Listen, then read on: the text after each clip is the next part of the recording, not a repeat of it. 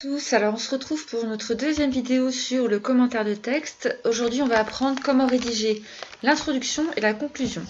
Je vais vous donner une méthode qui est très stricte, qui est vraiment hyper rigoureuse, et si vous l'apprenez bien, si vous la maîtrisez bien, vous pourrez normalement après la réutiliser pendant vos études supérieures, et vous pourrez même l'appliquer, vous verrez, à d'autres domaines que le français.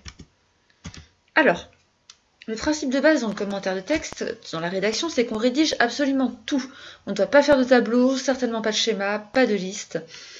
Alors du coup, le problème, c'est que c'est plus facile normalement de se repérer quand on a le droit à écrire des titres et des numéros. Là, on n'a pas le droit. Donc, votre arme, c'est le paragraphe. La structure doit être hyper claire en suivant la méthode très rigoureusement. On ne fait pas de liste, on n'écrit pas de titre, on n'écrit pas de numéro, on n'écrit pas petit 1 dans la marche par exemple, mais on applique la méthode à la lettre de façon ultra rigoureuse. Alors, vous pouvez prendre votre feuille, votre fiche cours au grand 3 sur l'introduction.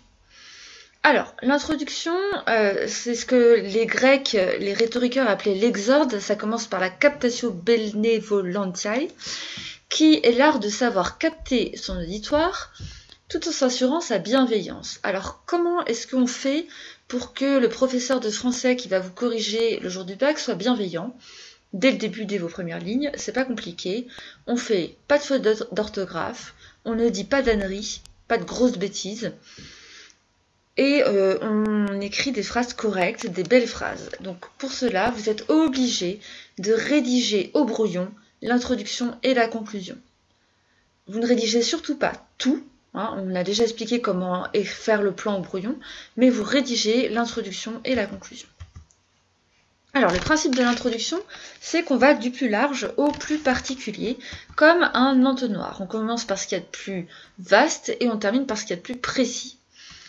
Le premier entonnoir, le plus large, c'est le contexte. Alors, dans le contexte, vous allez commencer par faire une petite accroche et vous allez parler de l'époque. Puisque vous connaissez bien votre histoire littéraire, normalement, vous êtes toujours capable de cerner les grands enjeux d'une époque. Ensuite, le courant littéraire. Alors, je l'ai mis entre parenthèses parce qu'il y a certains auteurs qui sont inclassables, qui ne rentrent dans aucun courant. Mais la plupart du temps, vous devez être capable de reconnaître le romantisme, le classicisme, le naturalisme, etc. Ensuite, parmi tous les auteurs de cette époque, parmi tous les auteurs de ce courant, je vais m'intéresser à cet auteur-là. Donc là, vous nous donnez quelques éléments sur l'auteur, des éléments qui vont permettre d'éclairer le texte.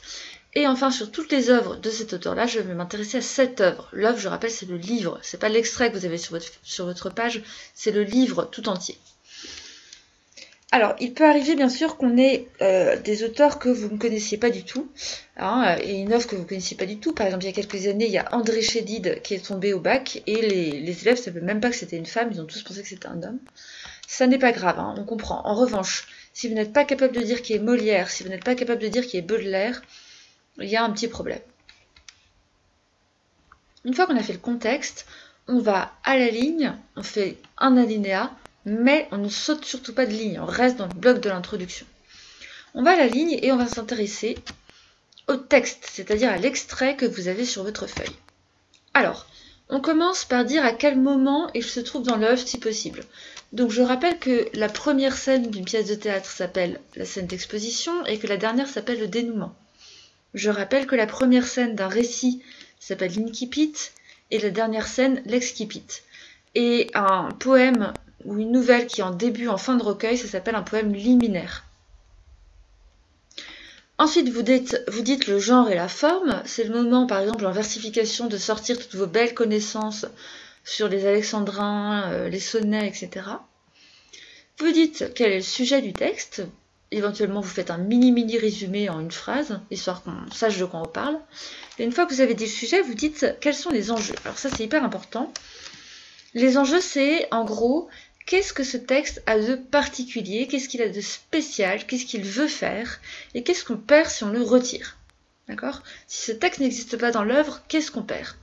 Ça, ce sont les enjeux du texte. Donc vous faites une phrase, hein, les enjeux de ce texte sont, et vous expliquez les enjeux.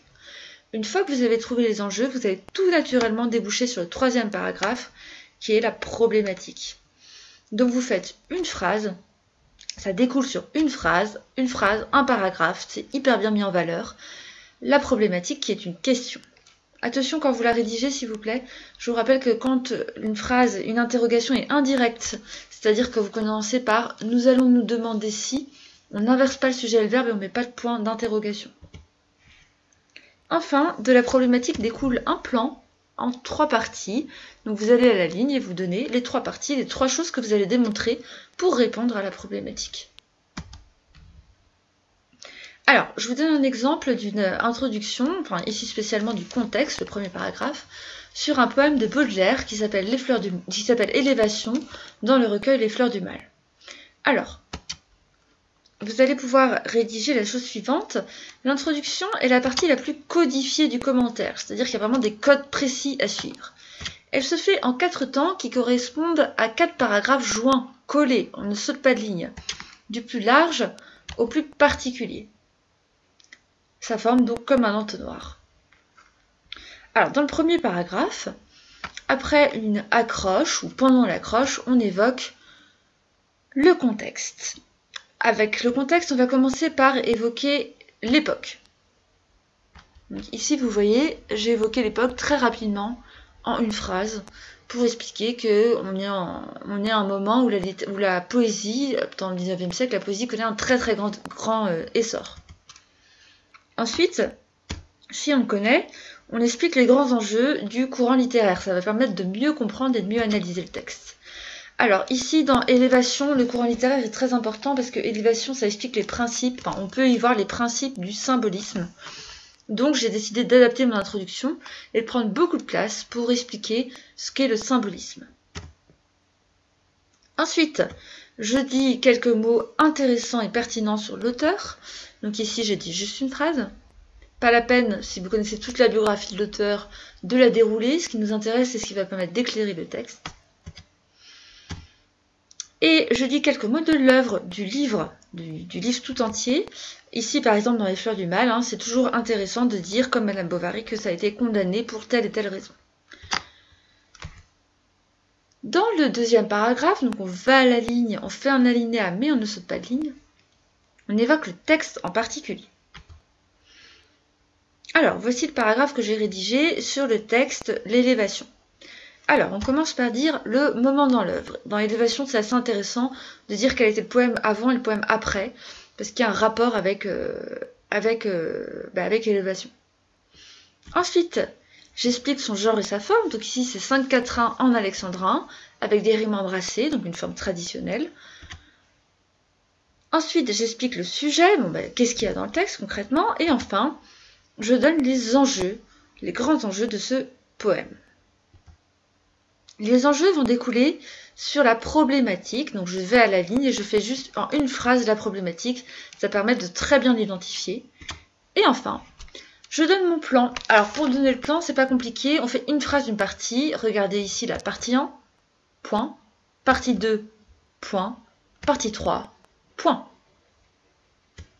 Vous pouvez donc écrire sur votre feuille, on évoque le texte, d'abord à quel moment de l'œuvre le texte se situe, ensuite son genre et sa forme, son sujet, ses enjeux.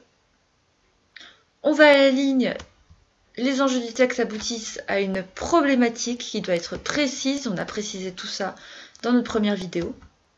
De la problématique découle un plan, on annonce rapidement les 3 parties, par contre s'il vous plaît, on n'annonce pas les sous-parties, ça serait beaucoup trop lourd.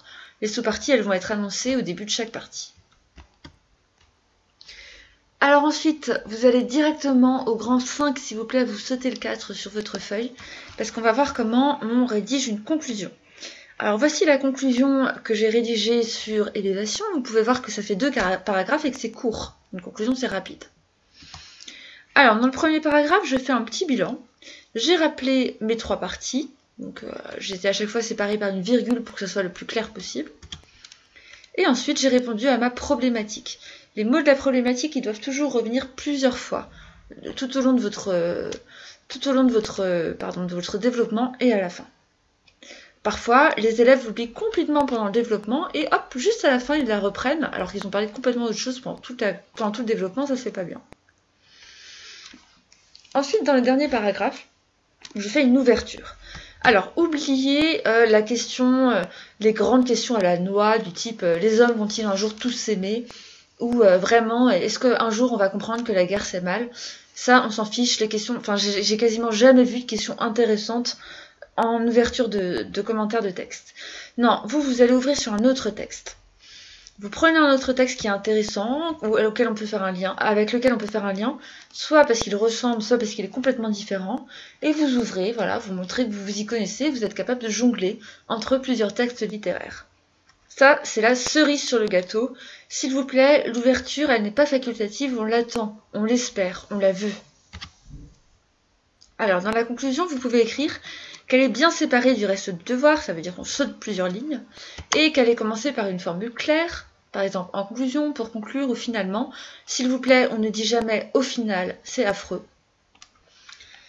Elle a lieu en 2 temps qui correspondent à 2 paragraphes joints.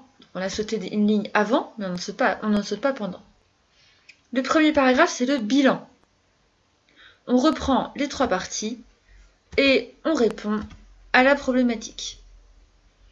Le deuxième paragraphe, c'est l'ouverture. Ça permet de mettre en lien le texte avec un autre texte, un autre élément littéraire vu dans l'année. Voilà, alors on a terminé. Je vous donne rendez-vous pour une 3e vidéo où on va apprendre comment faire le développement. Je sais, ça a l'air compliqué, ça a l'air rigoureux, mais en fait c'est un réflexe à prendre. Et une fois que vous avez acquis ces méthodes, vous les avez pour toutes les matières, pour tout le reste de votre scolarité et de vos études. Donc il faut s'accrocher. Voilà, bon courage, je vous dis à bientôt pour une nouvelle vidéo.